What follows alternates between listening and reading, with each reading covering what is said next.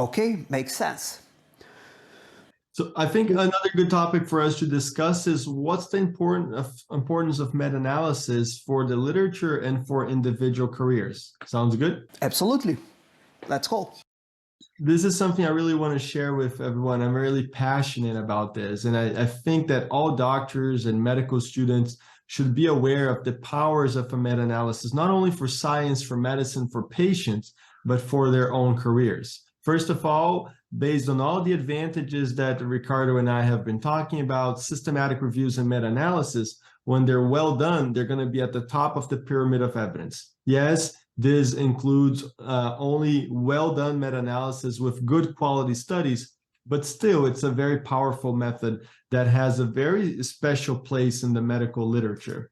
And with that, they are also going to be very cited in the literature. They're going to be very impactful research methods. So here's an example of this.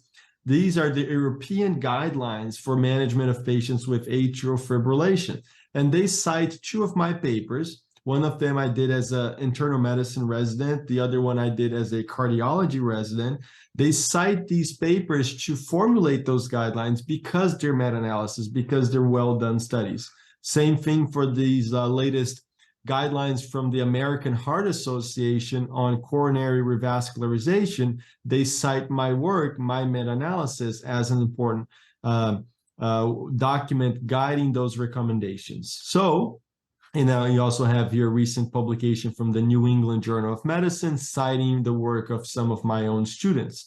So that's another important reason that they're highly cited in the literature. We talked about how the increased number of patients gives us a higher statistical power. We talked about how also with the meta-analysis, you're doing an aggregate analysis of individual studies. So those individual studies are already published. You don't need to do this type of research. You don't need to recruit patients. You don't need to go to an ethics committee or IRB. You already have the data published. You don't have to consent patients. It's all already done. So it gives you a lot of autonomy in doing research itself. So that's the next step. I've been able to publish, dozens of these meta-analysis throughout my career because as first author, as an internal medicine resident, working long hours as a resident, because it's really a powerful method that allowed me to improve my CV and climb the academic ladder, training in world-renowned institutions and getting awards for my research abilities and so forth, because it gave me an independent method to achieve a high number of citations, a high number of publications. So with that in mind, I want to invite folks to participate in the Meta-Analysis Academy, where we teach a 10-step method on how you can develop these publications on your own, starting with developing your own idea for research and organizing that idea, testing whether it's a good idea or not, searching PubMed, searching other databases, doing study screening and study selection, extracting the data from the studies, running the statistics on your own, creating the forest plot that we talked about, analyzing the quality of these studies, and finally, writing the article, submitting an abstract to an international meeting. With this method, I've had hundreds of students who've had tremendous results. They've had publications in respected journals in pediatrics, in neurology, in cardiology, in surgery, and then also many abstracts presented worldwide, like the European Congress of Oncology in Paris, and so many others. So with that in mind, I want to invite everyone to participate in the Meta-Analysis Academy. We have a webinar on February 28th called the Publication Roadmap, where I'm going to share a lot more information about this method and how people can join the Meta-Analysis Academy. So I'm sure you can find the link for this webinar on my Instagram page at Meta-Analysis Academy, and I hope to see you all there. I believe it's extremely hard to argue against that, against the usefulness of meta-analysis. I believe this is actually one of the strongest arguments for a meta-analysis. I've been cited myself 9 times. How many times have you been cited? I think about 1,100 times, 1,100 times. I was aware it's greater than 8,000. So yes, absolutely. For citations, I've said myself when promoting your course that it is one of the most powerful ways to improve a CV. It's very hard to argue against that. But I'd like to ask a slightly provocative question. That's a lot of money in many countries around the world. I have, for example, subscribers from many different countries. How would you argue for it being cost effective?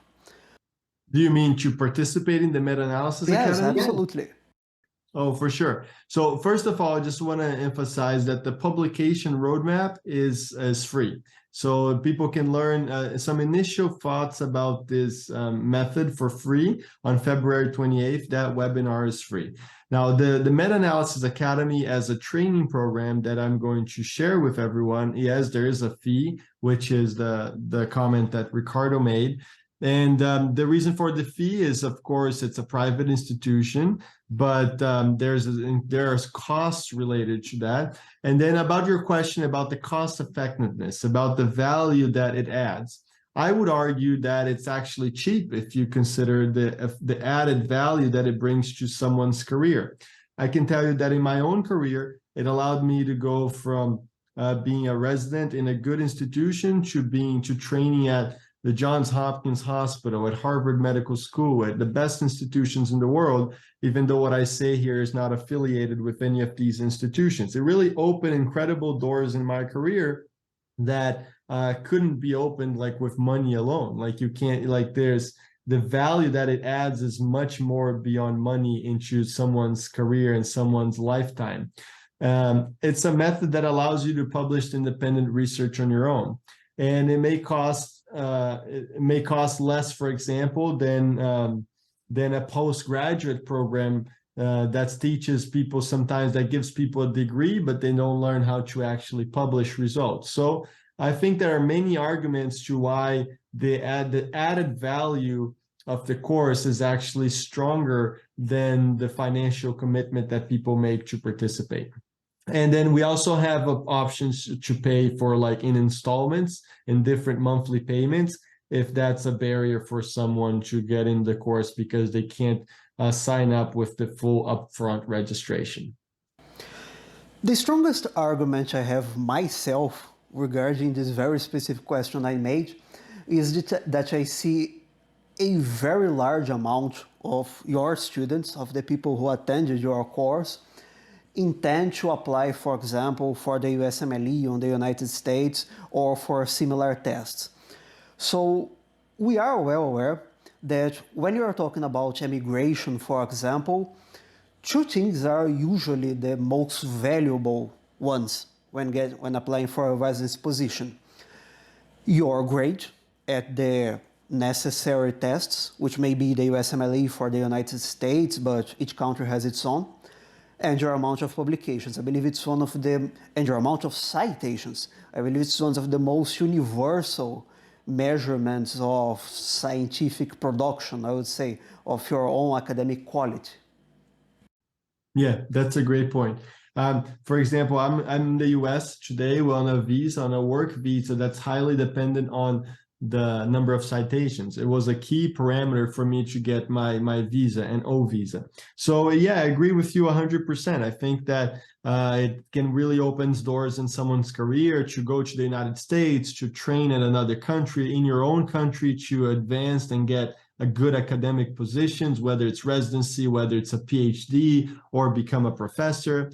And it can help you even with immigration, like you mentioned, to come to the United States. There's a lot of different benefits.